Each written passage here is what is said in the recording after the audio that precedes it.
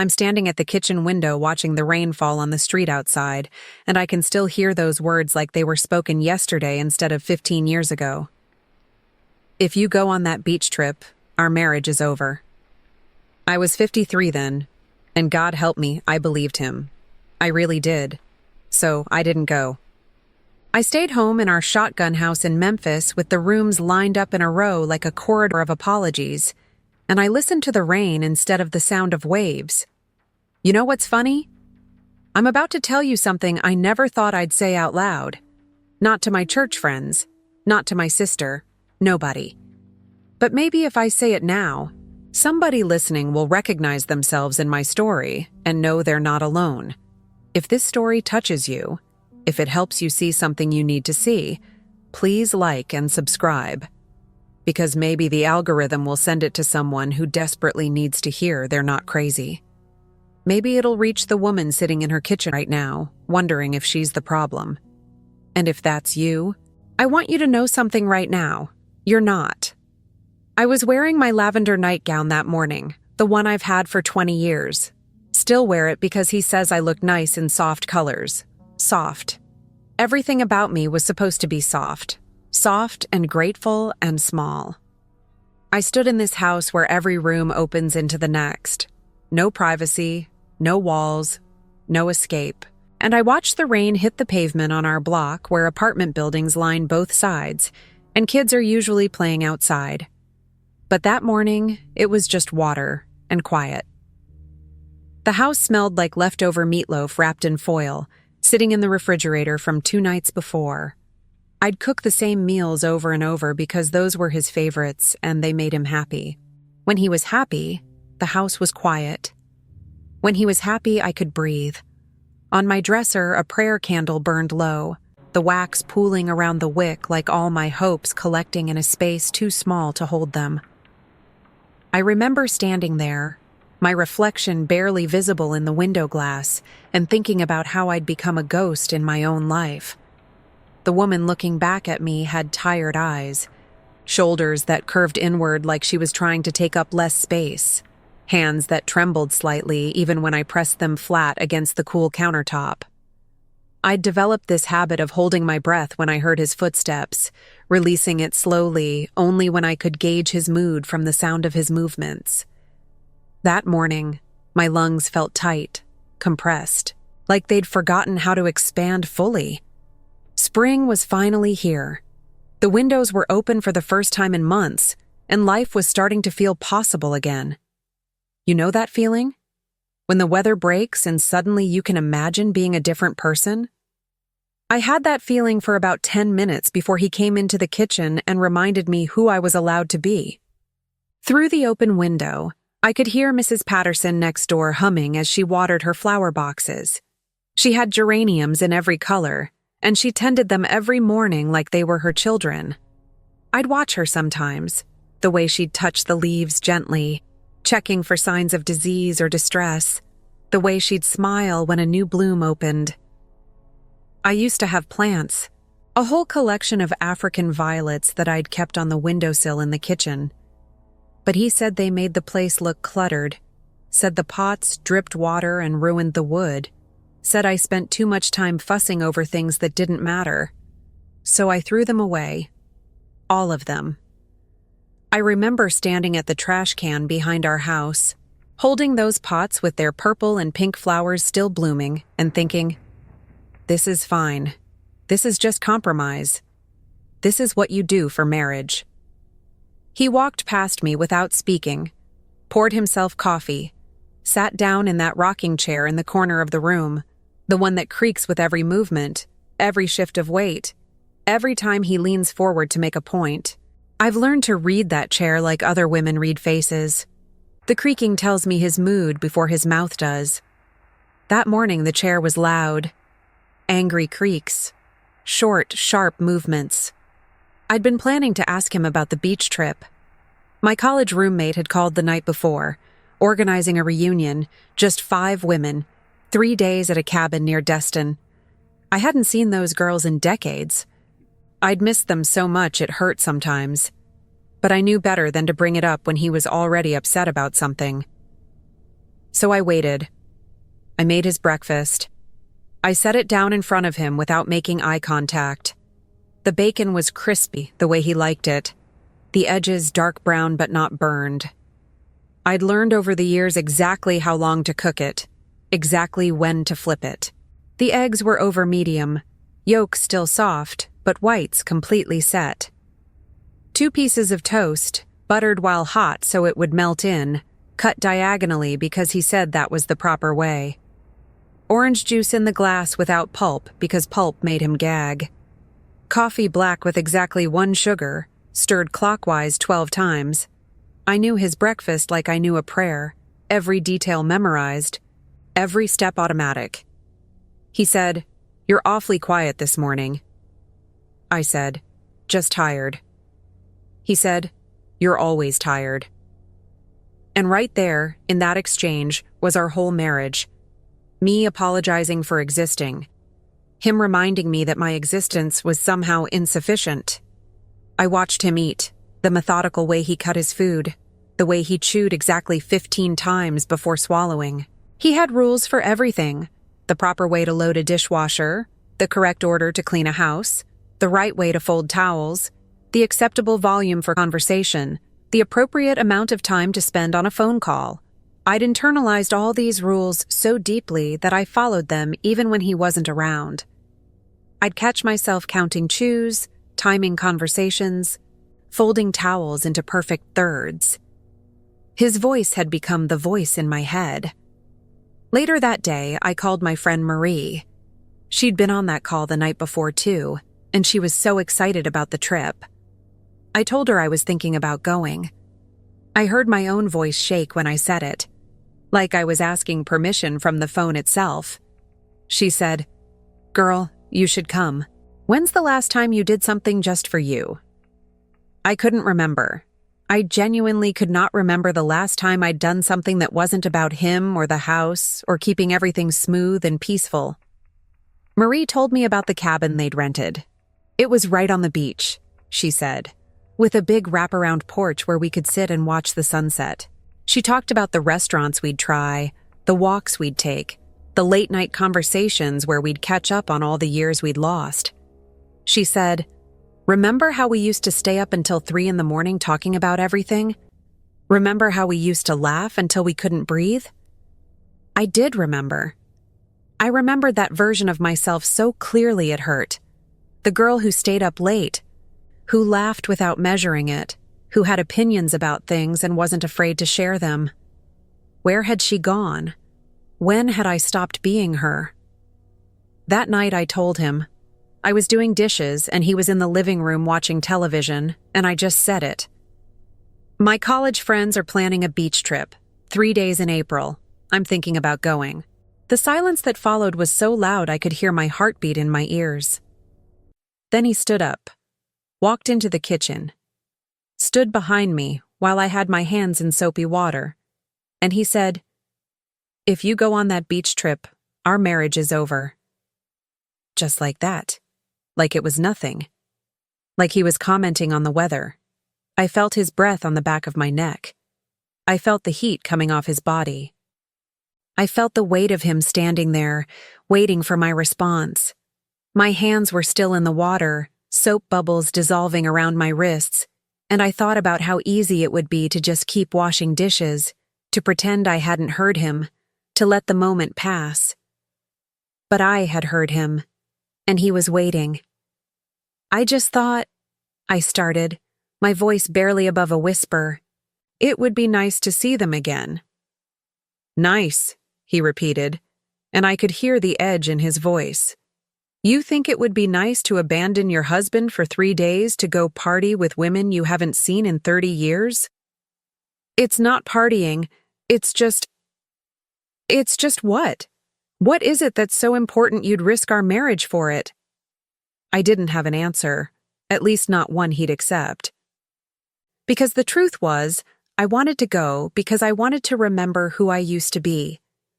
I wanted to sit on a beach with women who knew me before I became this. I wanted to laugh without wondering if I was being too loud. I wanted to exist without monitoring every word, every gesture, every breath. But I couldn't say that. So I said nothing. I didn't turn around. I finished the dish I was washing. I set it in the rack. And then I called Marie back the next day and made an excuse. Family stuff. I couldn't leave. I didn't use the words "my husband said," but that's what it was. When I called Marie, she was quiet for a long moment. Then she said, "Is everything really okay?" Her voice was gentle, concerned, and I almost broke down right there on the phone. "Yes," I lied. "It's just complicated right now." "You know you can talk to me about anything, right?" "I know," I said. But I couldn't, because saying it out loud would make it real, would force me to see what I'd been avoiding for years. After we hung up, I stood in the kitchen holding the phone, and I felt the weight of that decision settle over me like a heavy blanket. I'd chosen him over myself. Again. And the worst part? I knew I'd do it again the next time, and the time after that. And the thing about not going? It should have freed him from his anger, right? But it didn't. It just taught him what worked. It taught him exactly how far he could push before I'd collapse. For weeks after that phone call, he'd bring it up, little comments. "I'm glad you made the right decision about that trip. Your friends would have been a bad influence anyway. You know I only said what I said because I love you, right?" Every comment was a reminder that he'd won, that his will had prevailed, that I'd folded exactly when he needed me to. I used to have dreams, you know. I worked at an insurance company back in the late 80s. I was good at it. I was moving up. I had this boss who believed in me, who kept saying I had potential for management. I'd come home energized, talking about my day, about the clients I'd helped, about the new systems I was learning. And every night, bit by bit, he'd take that energy and turn it into something ugly. The office was downtown, in one of those old buildings with high ceilings and windows that actually opened. My desk was by a window on the 3rd floor, and I could see the street below, people walking, cars passing, life happening. I loved that view. I loved the feeling of being part of something bigger than our house, bigger than his moods, bigger than the small world he wanted to keep me in. I was good with people. Really good. I could take an angry client who'd been on hold for 20 minutes and calm them down in 30 seconds. I could explain complicated policy details in simple terms. I could find solutions to problems that seemed impossible. My boss, Mrs. Henderson, she saw something in me. She started giving me more responsibility, training new employees, handling the difficult cases, sitting in on management meetings. One day she pulled me aside and said, "I'm recommending you for a supervisor position. Corporate is opening a new division, and I think you'd be perfect for it." I was so excited I could barely sit still. A supervisor position meant more money, better hours, a real career path. It meant being someone. It meant mattering. I told him at dinner that night. I'd made his favorite, pot roast with carrots and potatoes. And I thought maybe the good food would make him happy, would make him celebrate with me. I said, "Mrs. Henderson is recommending me for a promotion. Supervisor level. Can you believe it?" He set down his fork, looked at me, and said, "That's a lot of responsibility." "I know," I said. "I'm excited about it." "That's a lot of stress. I can handle it." "Can you?" He picked up his fork again, cut a piece of meat. "You're already tired all the time. You're already stressed. How are you going to manage more responsibility?" And just like that, he'd turned my excitement into doubt. He'd made my good news into a problem. He'd taken my moment and made it about my inadequacy. He'd say the stress was making me tired. He'd say my boss was taking advantage of me. He'd say the company was working women too hard. He blamed the job for our problems, blamed my coworkers for not appreciating me enough, blamed the industry for being cutthroat and cold. He had reasons for everything. That's what I couldn't see then. The reasons were just walls. Walls to keep me in. Over the next few months, he chipped away at it. Little comments, Little observations. You seem so stressed when you come home. You don't have time for me anymore. This job is changing you. You're not yourself. I miss the woman I married. And the terrible thing? Part of me believed him. Because I was tired. I was stressed. I was changing. But I was changing in good ways. I was becoming confident, capable, independent. I was becoming someone who could take care of herself. And that terrified him. So I quit.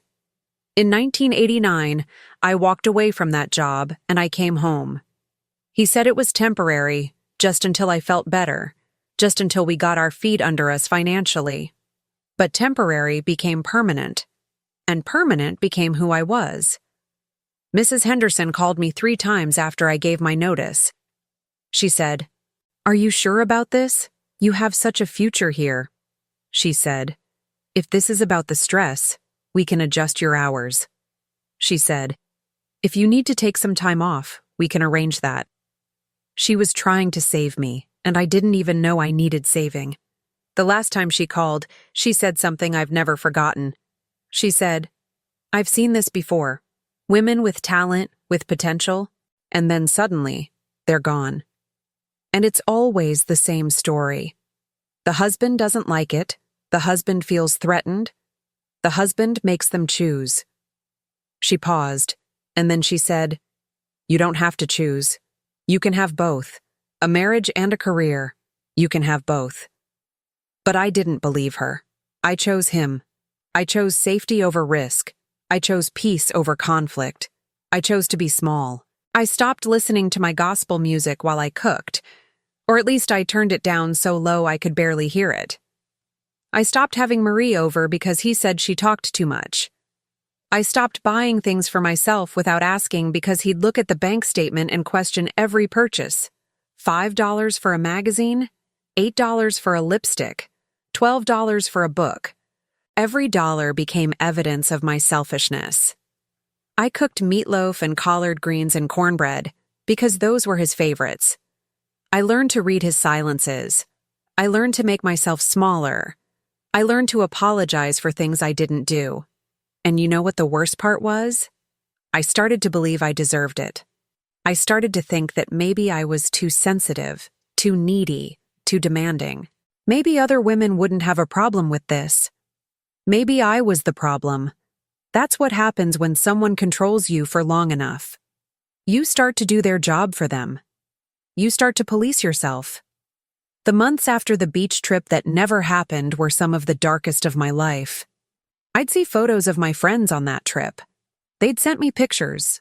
5 women my age, standing on the beach with their arms around each other, laughing. And I'd stare at those photos and wonder what version of myself I could have been if I'd been standing there with them. Marie was in the center of the photo, her head thrown back in laughter, her arms around 2 women I barely recognized after all these years. Sandra, who'd been pre-med and was probably a doctor now. Beth, who'd wanted to be a writer. Cheryl, who'd been engaged to a boy from Mississippi, and we'd all wondered if she'd go through with it. And Diane, quiet Diane, who'd surprised us all by becoming the first one to graduate. They looked happy. They looked free. They looked like they were exactly where they were supposed to be. And I was home, standing in my kitchen, looking at a photograph of a life I'd chosen not to live. I kept that photo, though, tucked it into a drawer in my dresser, under some old sweaters he never looked at. Sometimes, when he was at work or out running errands, I'd take it out and study it. I'd look at their faces, the wind in their hair, the ocean behind them, and I'd try to imagine what those 3 days had been like. What had they talked about? Had they mentioned me? Had they wondered why I really didn't come? Or had they accepted my excuse and moved on, the way you do when someone disappoints you but you're too polite to push? I'd trace my finger over their faces, trying to remember who we all used to be. In college, we'd been inseparable. We'd studied together, cried together, dreamed together. We'd stayed up late talking about the lives we were going to live, the women we were going to become. None of us had imagined this.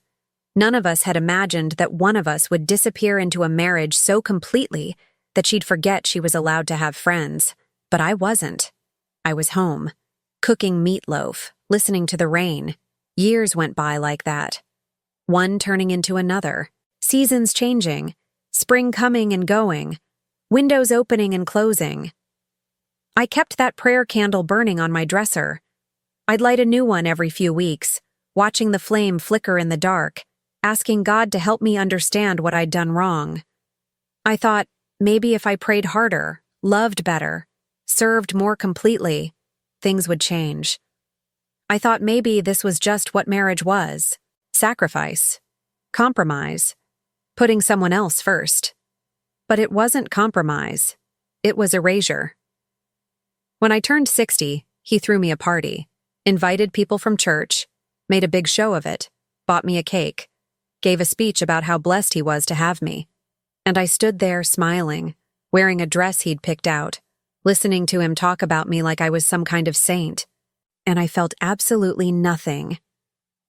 The party was in the church fellowship hall, folding tables covered with plastic tablecloths, paper plates with slices of grocery store cake, punch in a bowl that someone had tried to make fancy by floating orange slices in it.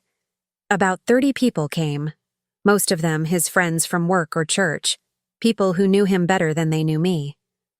He'd bought me a dress for the occasion, brought it home 2 days before the party, held it up for me to see.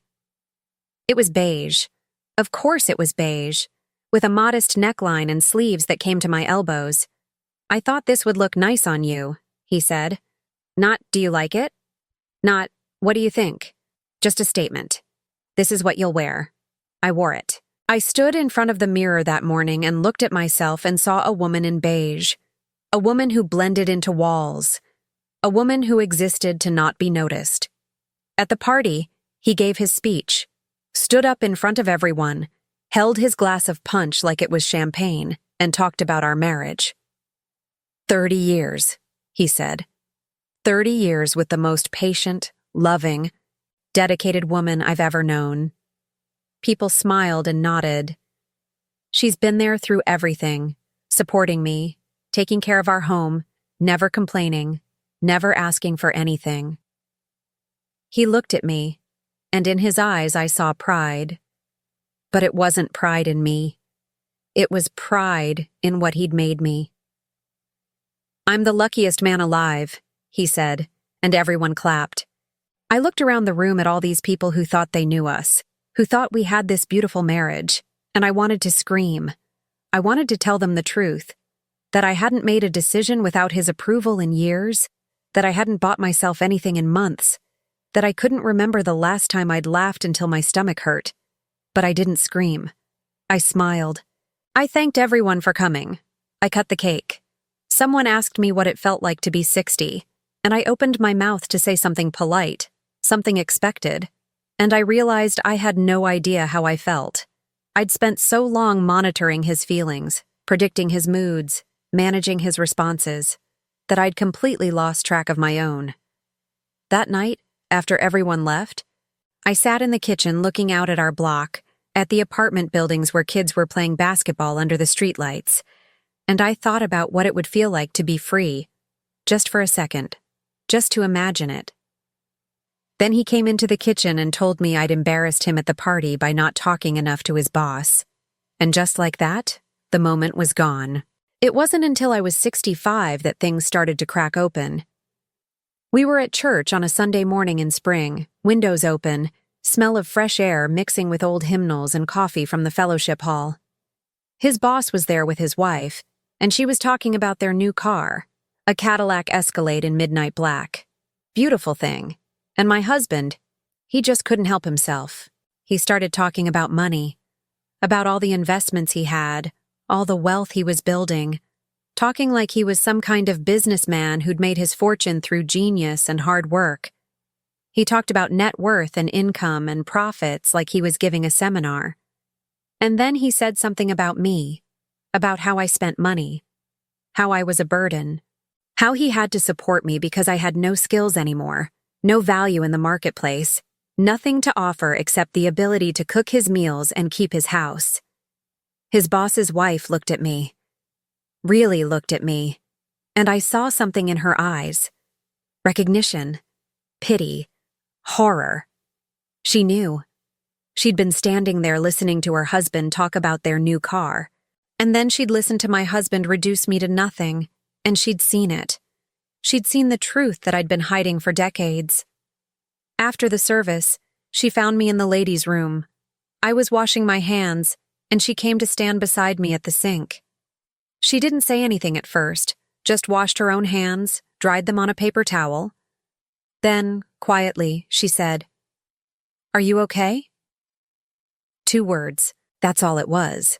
2 words from a woman I barely knew, and I started crying. Right there in the church bathroom, tears running down my face, my hands shaking so hard I couldn't turn off the faucet.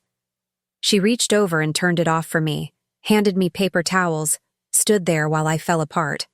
"I'm fine," I said, the automatic response, the practiced lie. "No," she said, "you're not." In that moment, standing in the church parking lot with the sun warm on my face, I heard the emptiness in his words. All those excuses about stress and circumstances and my job and my friends and that beach trip 15 years ago, they were just words. Empty words covering up the fact that he wanted control, and he would say anything to keep it. I didn't say anything right then. I smiled. I nodded. I got in the car. But something had broken open inside me. That afternoon, I called my sister. I hadn't talked to her in 3 years because he said she didn't respect our marriage, said she poisoned me against him, said she was jealous of what we had. But I called her anyway. And when she answered, I started crying so hard I couldn't speak. She said, "I'm coming over." He tried to stop her at the door, said it wasn't a good time, said we had plans, said she should have called first. She pushed past him and found me in the kitchen, sitting at the table with cold coffee in front of me. She sat down across from me and said, "Tell me everything." So I did. All of it. The beach trip from 15 years ago, the job I gave up, the money he controlled, the way he made every decision, the way I'd stopped existing except as an extension of him. She listened without interrupting.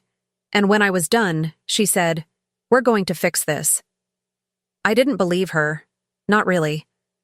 I thought maybe she'd help me feel better for an afternoon, give me someone to talk to, and then things would go back to normal. But she was serious. She came back the next day with a lawyer friend, a woman who specialized in what she called financial abuse cases. I didn't even know that was a thing. I thought abuse was hitting. I thought abuse was screaming. I didn't know it could be this quiet, this slow, this wrapped in excuses and justifications. The lawyer's name was Patricia Chen. She was maybe 45, wearing a navy suit and carrying a leather briefcase that looked expensive. She sat down at my kitchen table like she'd done this 1,000 times before. Maybe she had. She asked me questions. About our accounts. About my mother's inheritance. About the house. About what was in my name and what was in his. I couldn't answer most of them. I didn't know. He handled all of that. The lawyer said, "That's the problem." She explained that in a marriage, both partners should have access to financial information. Both partners should know what accounts exist, what assets they own, what debts they owe. She said that keeping one partner in the dark about finances is a form of control, and it's often a red flag for other types of abuse. "Does he ever threaten to cut you off financially if you don't do what he wants?" she asked. I thought about the beach trip, the ultimatum, the implicit threat that if I went, if I chose something for myself, I'd lose everything. "Yes," I said. "Does he control what you spend money on?" I thought about the bank statements, the questions, the judgment over every small purchase. "Yes," I said. "Do you have access to your own money? Do you have accounts in your name only?" "No," I said. She wrote something in her notebook, and I saw my sister reach across the table and squeeze my hand. The lawyer said, "That's the problem." She helped me get copies of our financial records, bank statements, property deeds, investment accounts. And what we found made me physically sick. My mother had left me $40,000 when she died. It was supposed to be mine. He'd said we were putting it in our joint savings account, said we'd use it for retirement, said it was our nest egg. He'd moved it into an account in his name only. And over the years, he'd been spending it. Not on us, on himself, on his car, on his hobbies, on lunches with his boss, on things I never saw or benefited from. The joint savings account we'd had for decades, almost empty. He'd been taking money out for years, small amounts at first, then larger ones. He'd been treating our marriage like his personal bank. The house, this shotgun house where I'd lived for 30 years, the one he always said was ours. The deed had only his name on it. I had no legal claim to any of it. I sat in the lawyer's office looking at these papers and I felt like I was going to pass out. 30 years. 30 years of my life. And I owned nothing. I had nothing. I was nothing. Patricia slid a glass of water across her desk to me. "Breathe," she said. "Just breathe." I couldn't. My chest was tight. My vision was narrowing. My hands were numb. "This is a panic attack," she said, calm and clinical. "It's going to pass. Focus on my voice. Breathe in for 4 counts. Hold for 4. Out for 4. Can you do that?" I tried. In, hold, out. In, hold, out. Slowly, the room came back into focus. The lawyer said, "This is financial abuse, and it's illegal." Those words, financial abuse, they changed everything. Because suddenly it wasn't just me being difficult or ungrateful or too sensitive. It was a crime. It was something with a name, something other people recognized, something that had happened to other women. I wasn't crazy. I wasn't weak. I was being abused. We filed papers, started legal proceedings. The lawyer said we could force him to account for every dollar, could make him repay what he'd stolen, could make sure I got what I was entitled to. I was terrified. Terrified of what he'd do when he found out. Terrified of being alone. Terrified of not being able to take care of myself after all these years. But I was more terrified of staying. The day the papers were served, I wasn't home. My sister had taken me to her house. We sat in her kitchen drinking sweet tea, and I shook so hard the ice rattled in my glass. Her house was so different from mine. Bright colors on the walls, plants everywhere, photographs of her kids and grandkids covering every surface. Music playing softly from a speaker on the counter. Life. Her house felt like life. She'd made lunch, but I couldn't eat. I just sat there, watching the clock, imagining the moment when the process server would knock on our door, would hand him the papers, would turn his whole world upside down the way mine had been upside down for decades. He called me 17 times that day. 17. I didn't answer. The lawyer had told me not to, had told me to let her handle everything, had told me that anything I said could be twisted and used against me. He left voicemails. The first few were angry, demanding. How dare I do this? How could I betray him, after everything he'd done for me? Pick up the phone. I know you're there. Pick up the phone right now. Then they got desperate, pleading. Baby, please, we can work this out. I love you. I've always loved you. Don't throw away our marriage. I don't know what's gotten into you. This isn't like you. Someone's putting ideas in your head. Your sister, probably. She's always been jealous of us. Don't let her ruin what we have. Then they got manipulative. What will people think? What will the church say? You're embarrassing both of us. Think about our reputation. Pastor Williams called me. He wants to know what's going on. What am I supposed to tell him? That my wife is trying to destroy our marriage? That after 30 years she's giving up on us? Is that what you want me to say? I listened to every single one, and I heard it. The emptiness, the performance, the words that meant nothing because they'd never meant anything. He'd never loved me. He'd loved what I did for him. The clean house, the cooked meals, the quiet compliance, the small, soft woman who never asked for anything. My sister made me throw away my calendar of obligations. The one where I tracked everything he needed. Doctor's appointments, oil changes for his car, birthdays of his coworkers that I was supposed to remember and buy cards for. It was 3 years' worth of obligations, all written in my handwriting, all things I did to keep his life running smoothly. She said, "This is not your job anymore." We threw it in her outside trash can, and I felt lighter immediately, like I'd been carrying something heavy for so long I'd forgotten it was there. The legal process took months, back and forth, arguments, negotiations. He tried everything. He threatened. He cried. He showed up at my sister's house. He sent people from church to talk to me, to convince me I was making a mistake.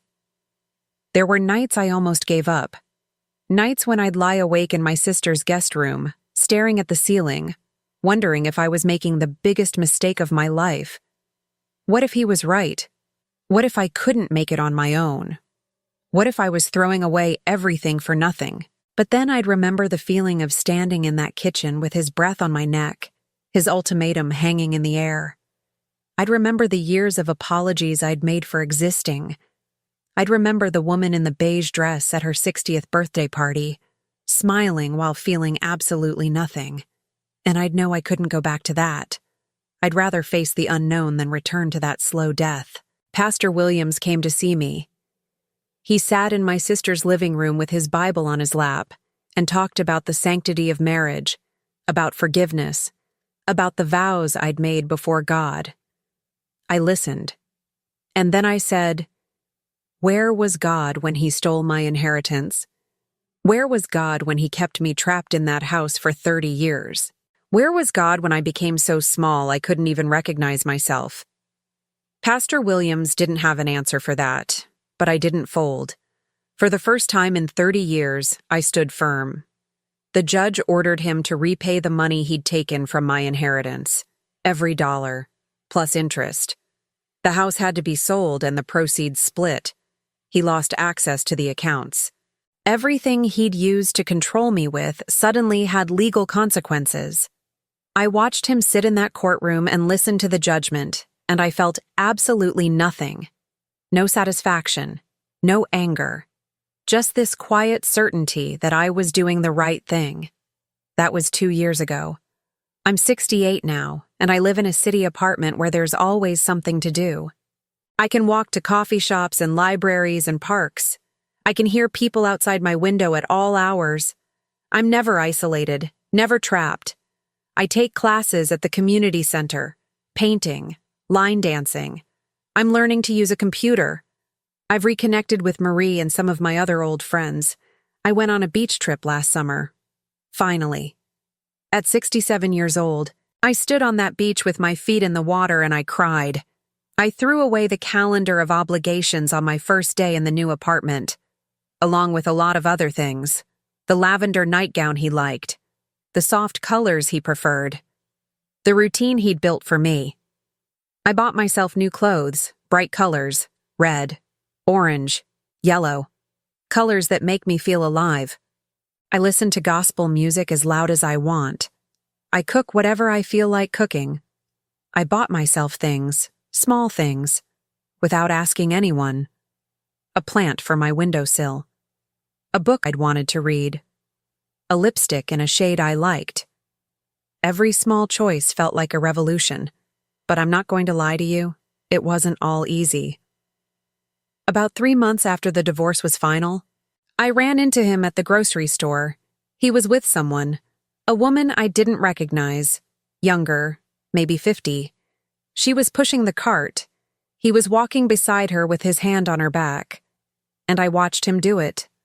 I watched him guide her down the aisle. I watched him put things in the cart. I watched him make decisions for her like he used to do for me, and I felt sick, because she had no idea. She thought this was care. She thought this was love. She had no idea she was signing up for the same slow erasure I'd lived through. I wanted to warn her. I wanted to walk up and say, "Run. Run now before you lose yourself completely." But I didn't. I turned around and left the store, because she wouldn't have believed me anyway. just like I wouldn't have believed someone 30 years ago. Some things you have to learn yourself. The other thing that happened was a letter. From him, about 6 months after everything was settled. It arrived at my sister's house where I was still getting some mail forwarded. It was long. Pages and pages. An apology. Or what he probably thought was an apology. He said he understood now what he'd done wrong. He said he'd been going to therapy. He said he wanted to make amends. He said if I'd just give him another chance, he'd prove he could change. He said he missed me. Said the house was empty without me. Said he thought about me every day. I read that letter 3 times, looking for sincerity, looking for real understanding, looking for any sign that he actually comprehended what he'd done. But all I found was more manipulation, more empty words, more of the same performance he'd been giving for decades. The letter ended with a question. Don't you think our love deserves a second chance? And I laughed. Actually laughed out loud. Because we'd never had love. We'd had control. We'd had compliance. We'd had a transaction where I gave everything, and he took everything and called it a marriage. I threw the letter away, didn't respond, didn't acknowledge it. My sister said, "Good for you." But here's what really changed everything. What really made me understand that I'd done the right thing. I started walking, every day, rain or shine, just around my neighborhood, past the apartment buildings with kids playing outside, past the coffee shops and the little parks, just moving my body through space without asking permission. And something started happening. My body woke up. The tension I'd been carrying in my shoulders for years started to ease. The tightness in my chest loosened. I could take deep breaths again. I lost weight without trying. Not because I was stressed, but because I was finally at peace. I started sleeping through the night. No more lying awake, listening for his breathing, trying to gauge his mood for the next day. My hands stopped shaking. I hadn't even realized they'd been shaking until they stopped. I went to the doctor for a checkup and she said my blood pressure had dropped. My stress tests came back better. She said, "Whatever you're doing, keep doing it." I wanted to tell her, "I left. That's what I'm doing. I left." Physical transformation. That's what they call it. But it felt deeper than that. It felt like my body was finally mine again. Like I was reconnecting with parts of myself I'd abandoned years ago. I took up gardening. Got a little plot at the community garden near my apartment. Tomatoes, herbs, flowers, things that grew because I tended them, not because someone demanded it. The community garden became my sanctuary. Every morning I'd walk the 3 blocks to get there, carrying my tools in a canvas bag I'd bought specifically for this purpose. The bag was red. Bright, cheerful red. I'd chosen it myself, paid for it myself, and nobody questioned whether I needed it or whether it was too expensive or whether it was a frivolous purchase. I learned the names of the other gardeners. There was Margaret, who grew the most beautiful roses I'd ever seen. Thomas, who had a plot full of vegetables and gave away bags of tomatoes every week. Young couple named Sarah and James who were teaching their kids to garden. An older man named Robert who grew herbs and made his own teas. We'd talk while we worked. Not about anything deep or serious. Just casual conversation. How the weather was affecting the plants. What was ready to harvest. Recipes we wanted to try. Normal things, simple things. Things that didn't require me to measure every word before I spoke it.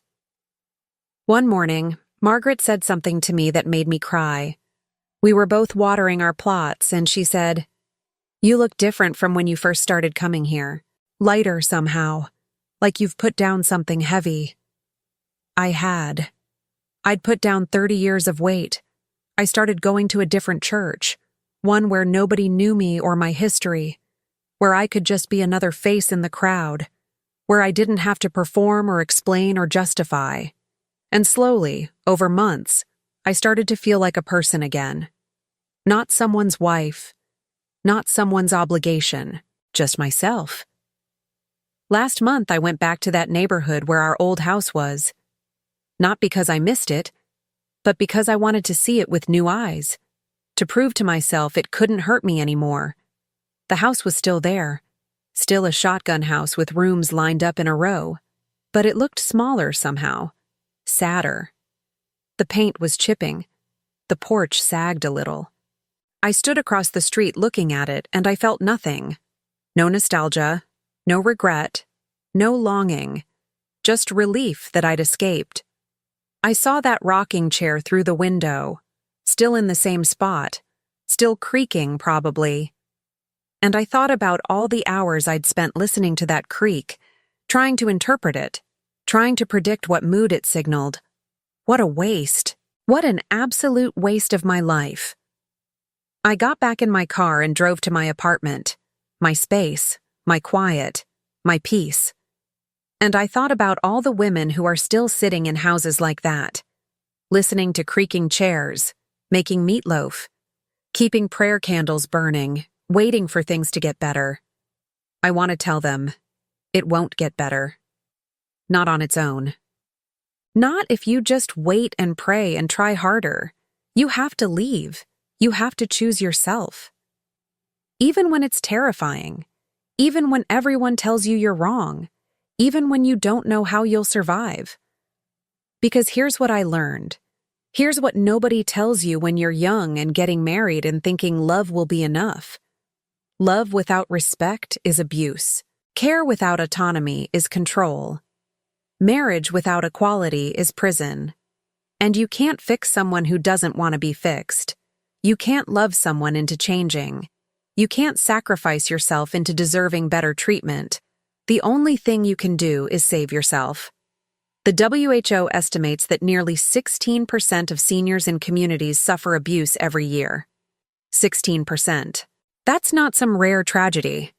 That's thousands of women like me, in their 60s and 70s right now, thinking they deserve it, thinking it's too late to leave, thinking they have nowhere to go.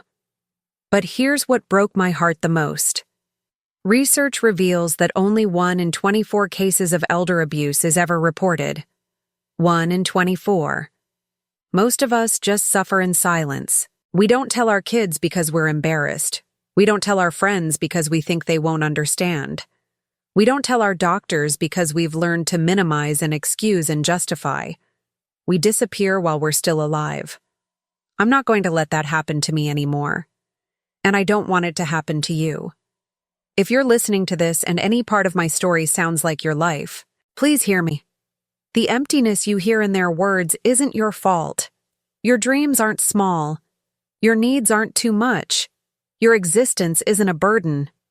And that beach trip? You should take it. You should take it right now. Today. This minute. Before another year disappears.